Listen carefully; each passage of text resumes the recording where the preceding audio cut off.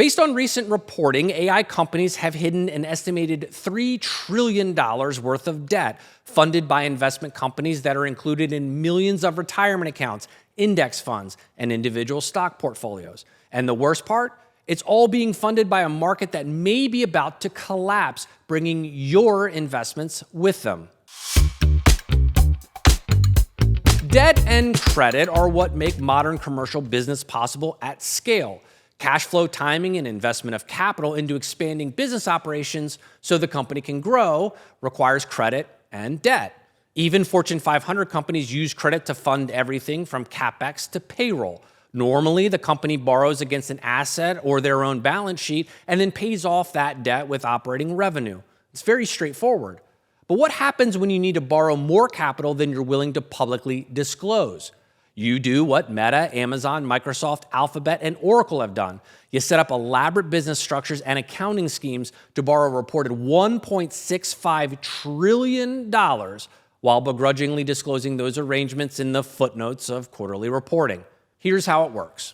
These AI-focused companies set up an SPV, a fancy term for an LLC with multiple members. That SPV is now the borrower, and its members are a mix of the tech company itself, data center developers, and outside capital providers, with lenders holding the debt rather than equity. The underlying assets, which in this case are usually data centers, become the collateral for this debt. This allows the parent company to use an SPV to own the site and borrow for the build-out, while the hyperscaler signs a long-term lease or usage agreement. That can make the parent company look less indebted than it really is from an economic standpoint, which is why critics often call it a balance sheet illusion. If all of this sounds complicated, it is. And that's exactly how they designed it, because if you combine this debt with the committed CapEx for these companies, you really can't find a scenario where the debt and the CapEx can both be serviced through sales or normal operating profits. And because this looks terrible on a balance sheet, which may drive the stock price down and borrowing costs up, they structure these deals as separate, barely affiliated entities and saddle those SPVs with the debt burden, not the parent company. You'll hear the term project financing to categorize these arrangements for accounting purposes and to fly under the radar. This is all perfectly legal, but still shady as hell. These companies could easily issue bonds or more tradable shares to raise capital, but Scott Galloway recently made an excellent point that these companies have a fiduciary responsibility to find cheap capital alternatives that preserve the company's share price. And he's got a point. Earlier this year, Oracle announced a plan to sell as much as $50 billion in corporate bonds. That's basically the company taking a relatively cheap loan from the bond market. Bond investors loved it, placing orders for $126 billion worth of bonds. Even Oracle's older bonds started trading aggressively in the secondary market following the new bond offering. The credit agencies, on the other hand, hated it, citing weakening cash flows, high leverage, customer concentration, and increased business risk. S&P lowered the credit rating on Oracle to BBB-, which is the lowest rating still considered investment grade. Any further downgrade puts Oracle into junk territory. This means that Oracle's borrowing costs go up significantly and the credit worthiness becomes an issue. Oracle's share price is down 40% year to date. You know, one of the best ways to support small YouTube channels like mine is to subscribe. If you like the content and you'd like to see more of it, consider subscribing. Back to the episode. Former Fed chairman and Great Depression scholar Ben Bernanke said equities, the stocks that trade openly on Wall Street, get all the headlines, but it's the debt markets that really move our economy and are the first place red flags start to shoot up. He reminded the country in 2008 that the market crash of 1929 and the impetus of the Great Depression was all based on too much credit being issued, debt accumulated in commercial banking and private transactions, and then the bottom fell out. Credit dried up. There was a run on the bank, and everyone was left with nothing but deposit receipts for money they could no longer withdraw. 2 weeks ago, we found out from Ed Zitron that there's now more than $1.5 trillion of this hidden debt taken on by many of the AI firebrands, including Meta, Amazon, Microsoft, Alphabet, and the aforementioned Oracle. Zitron walked through the structures and strategy of the SPV arrangements I just laid out. If not for reporters like Zitron and others reading the footnotes of quarterly disclosures, we'd likely never know about any of this. We've become a little numb to the idea of $1 trillion. After all, Elon Musk was briefly minted as the world's first and only individual trillionaire. Sam Altman casually committed OpenAI to almost $3 trillion in future capex, and the U.S. national debt is now nearly $40 trillion. So it's easy to see a $1.65 trillion figure and have little reaction. But it wasn't long ago that Apple became the first company with a $1 trillion market cap, and we regularly watched IPOs with $100 billion valuation goals. Financial and mathematical dysmorphia aside, there's a core question here. Who or what is providing all these risky loans? The structure of this debt, the sources of capital, and how precarious some elements of the debt market have become are worth considering. There are no consolidated numbers for debt markets as a whole in the U.S., a number that combines all debt, both personal and commercial, but we can quantify the tradable debts represented in the bond market. The U.S. bond market is estimated to be worth more than $50 trillion, while publicly traded equities are about $74 trillion, depending on when you pull the number. That number often surprises people for exactly the reason Bernanke warned. Debt moves commercial markets and still doesn't get the attention it deserves. Simply put, the debt market is massive. Debt and investments tied to debt like bonds are more predictable, but move slowly, opaquely, and with significantly less liquidity. Public equities have a scorecard that updates by the millisecond. You can see prices, total volume, high and low share price, everything. You can buy and trade almost any listed equity with little friction. But bonds only represent one of the debt markets. There is another less transparent, more lucrative, and far riskier market known as private credit. And this market is accelerating faster than almost any other.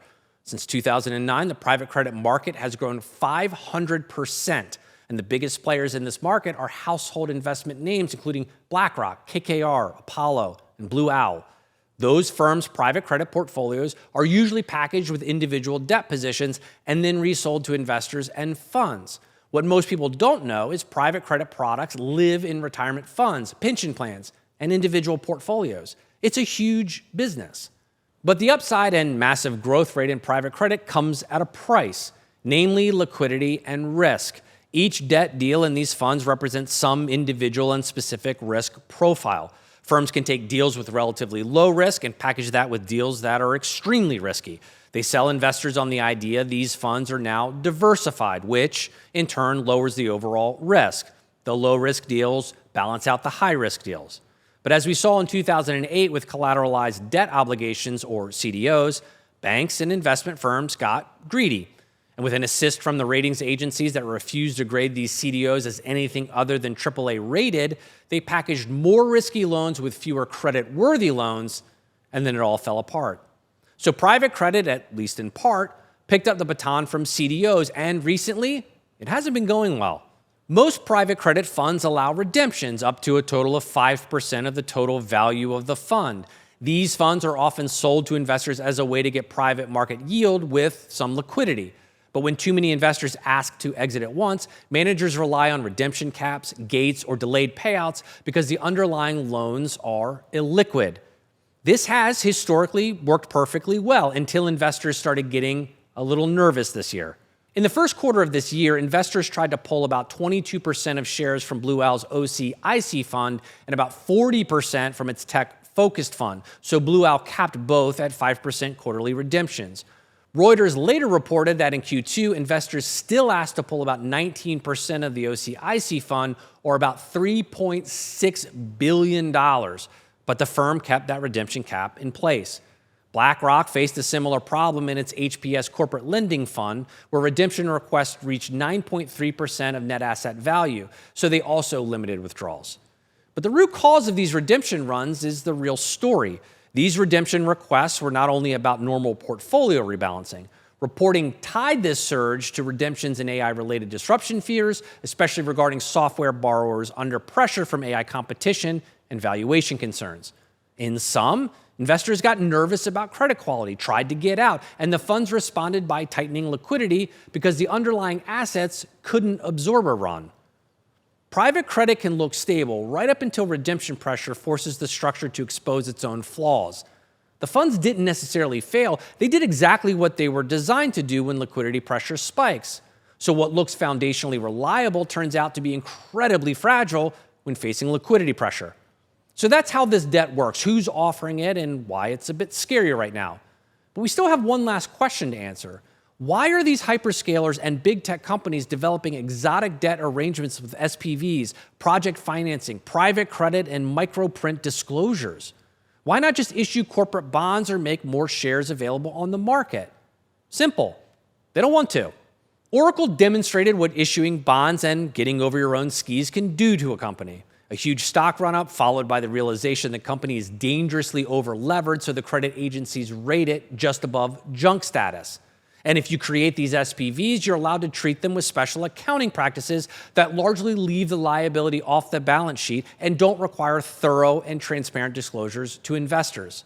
Scott Galloway is right. These companies have a responsibility to find the most advantageous financing available, but I don't believe that's the driving incentive for these clandestine deals.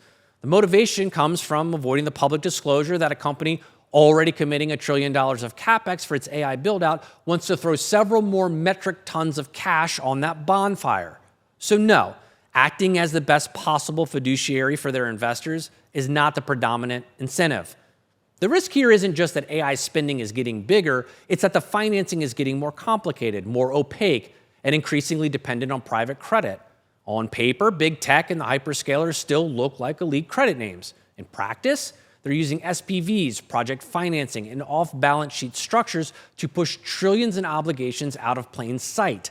That may keep the accounting tidy for now, but it also means the real leverage in the AI boom is being carried by a growing set of lenders, funds, and retirement accounts that are taking on a lot more risk than most investors realize.